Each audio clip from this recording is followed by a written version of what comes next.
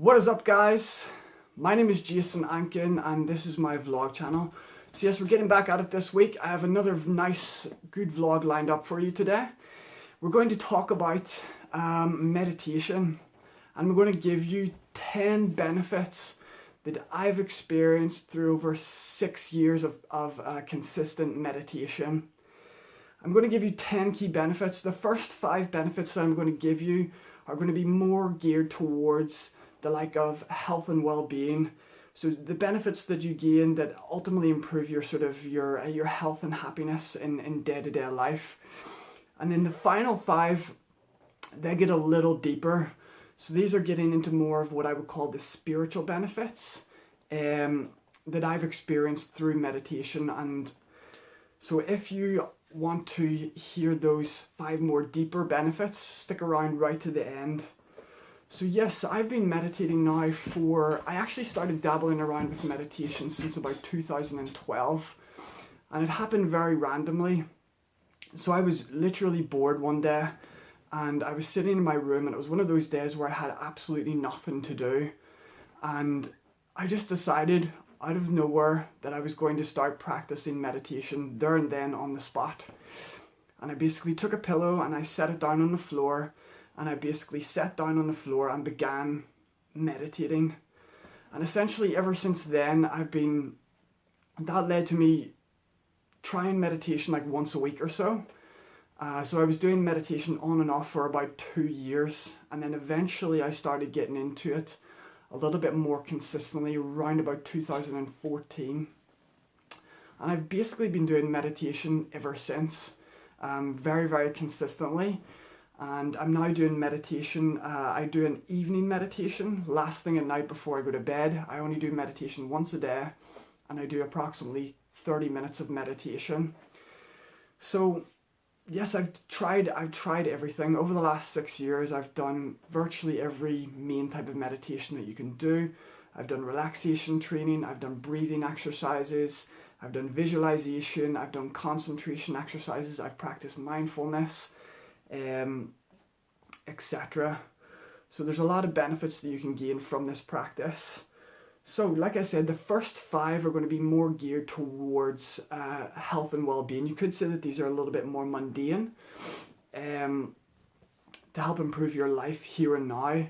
And then the final 5 are a little bit more deep. They're a little bit more what I would call philosophical or spiritual benefits. So, hold on, get a bit more light in there. No. So, yes, right, the first 5. So number 1 is increased self-awareness. So increased self-awareness is probably one of the main objectives of meditation. So the way that your brain is structured, you've got this thing at the back of your brain called an R complex. This is referred to as the reptilian brain. It's the most primitive structure in your brain. When you move up, you get into the very core, the very middle of your brain. You have this thing called the limbic system. This is sometimes referred to as the emotional brain. Now, the R complex and the limbic system are both unconscious brain structures, meaning that they do not reason or think. They are purely subject to external stimulation. But when you get up to the top area of the brain, you have this thing called a cerebellum. But more in particular, this frontal part of the brain, which is known as the neocortex. So the neocortex is referred to as the human brain. And this is essentially where you do all of your glorious human things. Your ability to reason, your ability to imagine, your ability to focus, your perception, your memory is all generated there. And what studies have shown is that during meditation, there's an area of the brain roughly around about this area here. When you focus in on a single point, this area of the brain becomes hyperactive. It basically wakes up. And what that means is basically, there's a saying in psychology, cells that fire together, wire together. And the idea is when you're doing meditation, you're essentially redirecting, like a workout, you're kind of working out that part of your brain. And basically this part of the brain will become more developed. And as it becomes more developed, this area becomes more dense. And essentially what will happen is the nerve connections will start to become more orientated towards the front of the brain. and you'll get more blood flow going towards the front of the brain. And this basically means that you'll be more self-aware. Now, why self-awareness is so important is because it improves just about every area of your life, because when you're self-aware, you can be self-aware of everything. You can be self-aware of your thoughts, you can be self-aware of your emotions, you can be self-aware of your body, you can be self-aware of your social interactions with people, your living conditions and stuff like this. And as you're more self-aware, you're able to tell the difference between whether something is good or whether something is bad, i.e. whether you're thinking good thoughts or whether you're thinking bad thoughts. And also, you're able to become more consciously aware of the consequences of that thinking or those emotions, or how your body feels, or the kind of people you're interacting with. So meditation right there and then generates massive amounts of self-awareness. It might actually be one of the main primary benefits of actually doing meditation. So the next benefit that I'm going to give you is the benefit of improved memory and concentration. Now, this is something that I have definitely noticed, especially as I'm still doing, when I was going through my studies, studying my degree in sports science and also studying in martial arts, that I was able to retain a lot more information because I was meditating, especially in martial arts, where I was able to, when my instructor was demonstrating physical techniques, I was able to focus on all of the points that he was doing because my mind was trained a lot better to focus on specific details. But not only that, because I was able to pay attention to these specific details, I was able to retain them in long-term memory. And there's plenty of studies that have actually shown that one of the main primary benefits that you gain from meditation is improved memory. And this is obviously very important as you're getting older, because the older you get, obviously your memory declines. So when you're doing meditation, you're essentially keeping your mind healthy, you're maintaining its memory, and you're maintaining your ability to focus as well. There's other studies that have shown, which is really interesting. In fact, I'll get onto that in a minute. So the next one, benefit number 3, is you become more resilient. Now, what I mean by this, becoming more resilient, is that you're able to cope better with stress. But not only are you able to cope better with stress, but you're also able to manage your pain a lot better. So meditation has also been shown to be very good at increasing your pain threshold. So when you experience pain, physical pain, like physical hurt, you're actually able to manage that a lot better because you have better control over your mind. So this makes you more resilient. See, as coping with stress, the main benefit of coping with stress is obviously stress can be both physiological and psychological. And so the physiological stress can be things like, for example, if you're overworking and you're really tired and you're fatigued, meditation can help to rejuvenate and basically give you a boost. So if you're working really hard and then last thing at night you kind of sit down and have a meditation, it brings your body back to stability, it brings it back to a state of homeostasis. And also, the psychological sides of stress is that the fact that you could be thinking negatively, you could be experiencing negative emotions and stuff like that. Meditation helps you able to cope with these a lot better. It makes you a little bit more stoic, a little bit less attached to the things that you're thinking about. And yes, the pain threshold, again, that's something that I've noticed. Even just little simple things, that if I walk into something and I bang my leg off something, and it's one of those things that just hits you right in a sore point in your body. Because I meditate, I'm able to actually I don't react to it the same way that I would have when I was younger. Maybe I would have grabbed my leg and kind of went, that's really sore. But when you do meditation, you become really aware that I've been hit, but I'm not going to allow this pain to sort of take over my behavior essentially, and you're able to almost contain it, and therefore it's much better at helping you cope with pain. And this is again something that I've found very beneficial in my practice of martial arts, which is very pain inducing. Okay, so the next one is improved empathy and emotional intelligence. This may be one of the other main benefits. So empathy is the ability to essentially put yourself in the perspective of other people and essentially feel what they feel or experience what they're experiencing.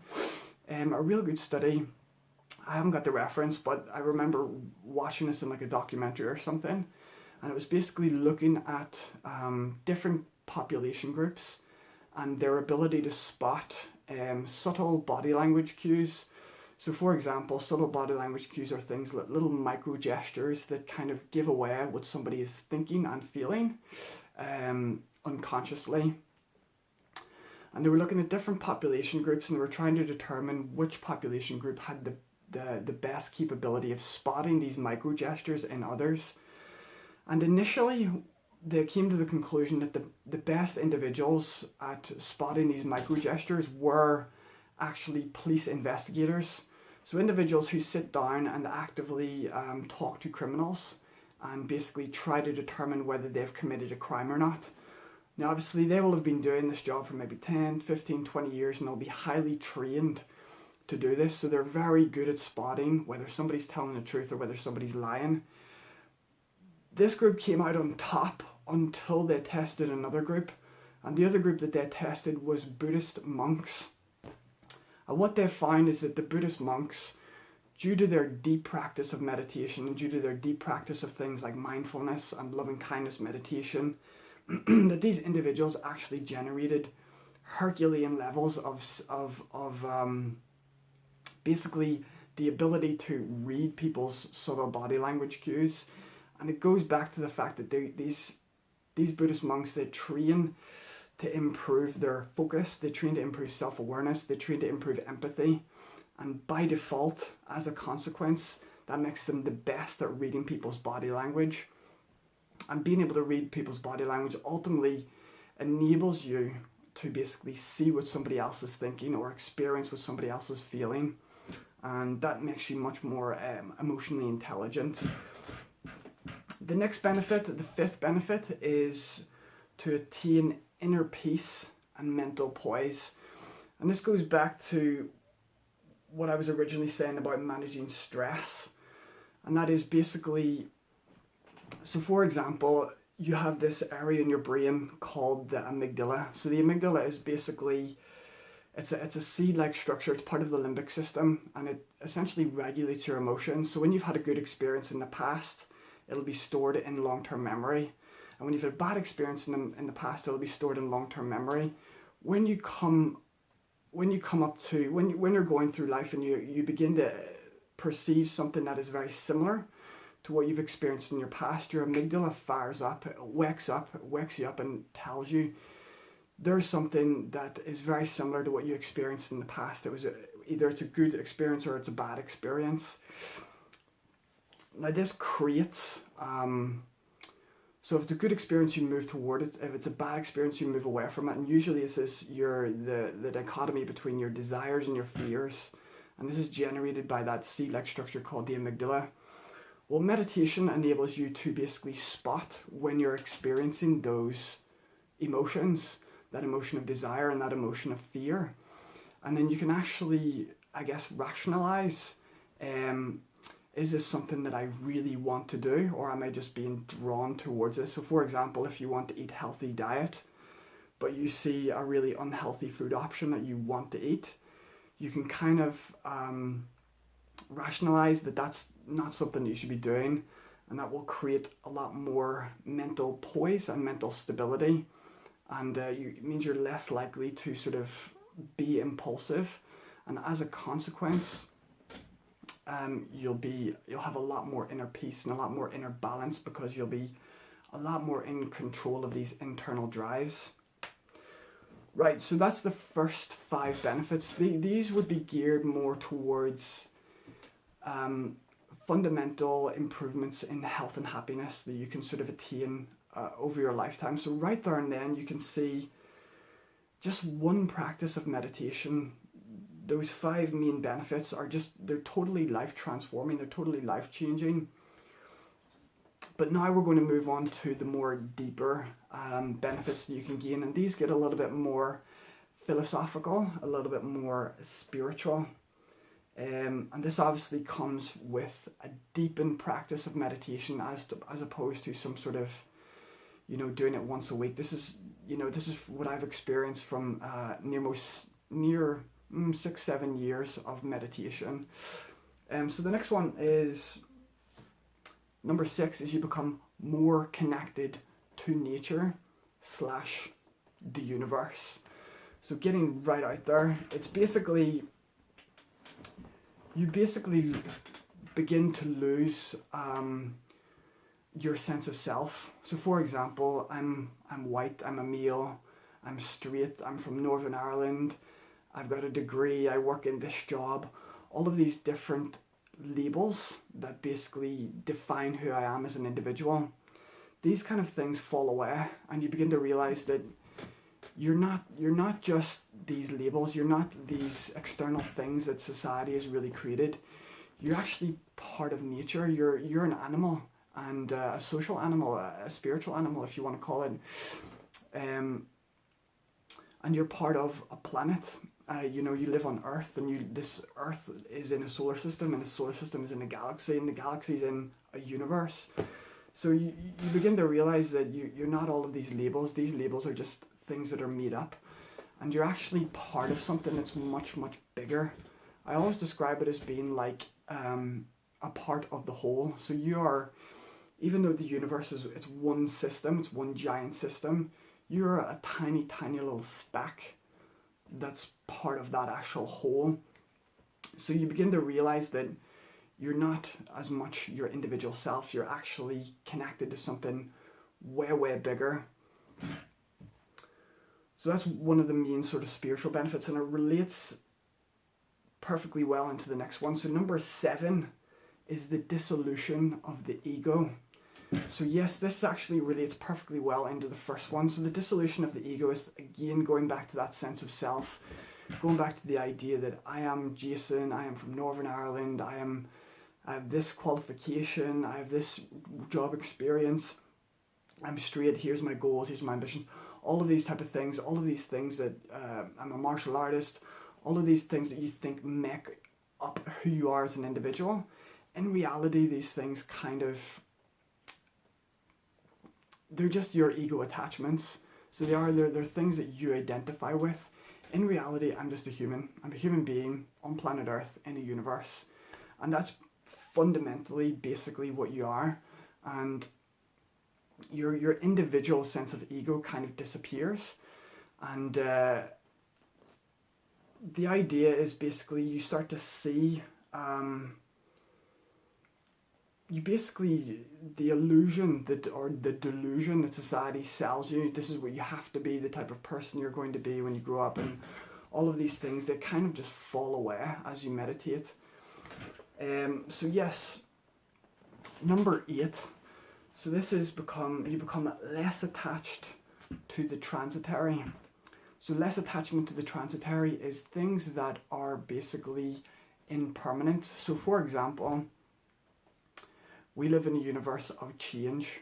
Everything is going to change. Your thoughts change, your emotion changes, your body changes over time, your social interactions with others change. The external environment changes, the actual world that you live in, changes over time. The universe changes, the galaxy changes, everything changes. Therefore, it's illogical or irrational to attach yourself to any of this stuff because it is impermanent. And because it is impermanent, you're never going to be able to fully and completely hold on to it. If you're attached to like for example, I'm really interested in health and fitness, but in reality, I can't win. I can only maintain my health and fitness so long. Ultimately, you're going to have to let go of your body at some point in your life. And meditation teaches you to be less attached to these things, to be less attached to your beliefs, to less attached to how you feel, less attached to your body, and less attached to sort of social relationships and external environment. And most people could see this as kind of being problematic, but less attachment means that you suffer less, because if you're attached to these things, they're impermanent. You can't ever fully hold on to them, so you're always going to lose. And because you're always going to lose, you will suffer as a consequence. And actually what this does, it enables you to see that other people are experiencing this as well. And you can become more aware that others are so attached, and because they're attached, they're going to suffer. And that actually can lead to more empathy. Most people say when you're kind of detached, it's kind of like you're brainwashing yourself or something. But actually, no, it can lead to more compassion, because you realize that your attachment leads to suffering and others' attachment leads to suffering. And as a consequence, you can become more empathetic with them. So number 9, this is reconnect with your source. So this is a bit of a deep one.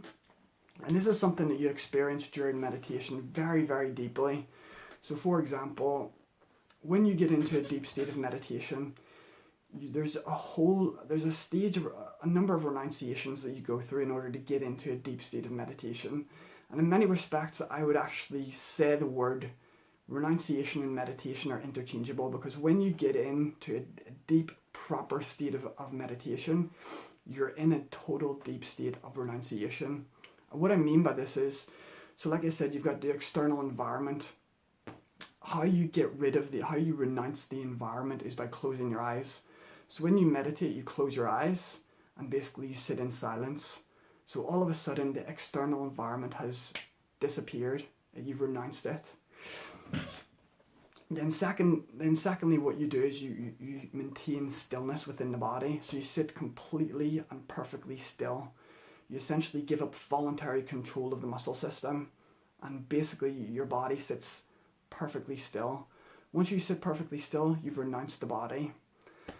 Then what you do is basically you give breathing back over to the autonomic system. So when you can breathe consciously, and you can also breathe unconsciously, because when you sleep, you're not consciously breathing. So there's an automatic way of breathing as well. So when you get into a deep meditation, what you should be trying to do is renounce your breathing. So give your breathing back over to the automatic system and don't breathe consciously. So when you've done that, you've renounced your breathing. And then finally, there's a relationship between your breathing rate and brainwave activity. So for example, you've got the different brainwave states: gamma, beta, alpha, theta, delta. So when your breathing rate slows down, what happens is your brainwave activity begins to slow down. So you move down these stages of brainwave activity until you get to the 4th stage, which is theta. Theta is one stage above delta, which is full sleep. And so when you've renounced the breathing, your thoughts and your emotions become renounced. And then you enter into what I call it the void. So you enter into this empty space where you're not perceiving anything external. You no longer perceive your body. You no longer perceive that you're consciously breathing. You're not thinking. You're not experiencing emotions. Everything is just empty, calm space, void. And that's what I would say is the underlying fundamental reality to the universe, because once you've renounced all of the transitory external things, you experience this void, and you realize that that's where I came from, and that's where I'm going to go after I leave this transitory experience. So that's one of the deeper benefits that you can gain from meditation, is that you reconnect with your internal source. And number 10, this is the final benefit. So the final benefit you can gain is you can actually lead to a full-on spiritual awakening. So like I said, when I was talking about reconnecting with your source, a lot of people would say that, especially atheist types, they've said there's no God or whatever. And there may be no God in the sense that there's no giant monkey man floating about in space, barking down orders or throwing thunderbolts at us. But you have to admit fundamentally that there is a universal power at the core of the universe that is responsible for the creation of everything. You have to admit that, because all of science and technology combined, all of engineering combined, has never been able to replicate a single cell in the human body. And yet, you're made up of 50 trillion cells, and there's 7 billion people, and there's millions of animal species on planet Earth, and there's this planet, and it's floating about in space, and it's floating around this giant ball of fire in outer space, and then there's billions of balls of fire, and there's like you know, billions of galaxies and stuff like this. And it's just like, humans need to humble themselves and realize that, you know, you didn't create yourself. You didn't create your life. You didn't create, I didn't exist 31 years ago. I didn't know what this is, you know. So this idea that sort of people can sort of, you know, the intelligence that is underlying within the universe is a factor, you know, billions and billions and billions and billions of times more intelligent than any human being.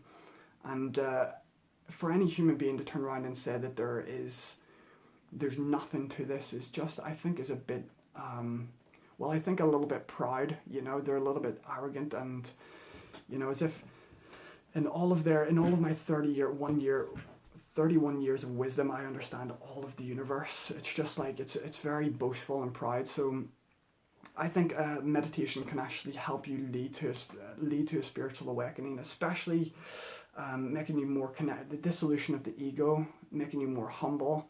You become less attached to the external transitory things. You start to realize that there's something beyond this transitory existence, a non-transitory existence. And like I said, with meditation, you get into deeper understanding of like the source, where you originally came from, and where you're going back to. And don't get me wrong, I'm not saying that I understand where I'm going back to after I die. I just know that there's a place.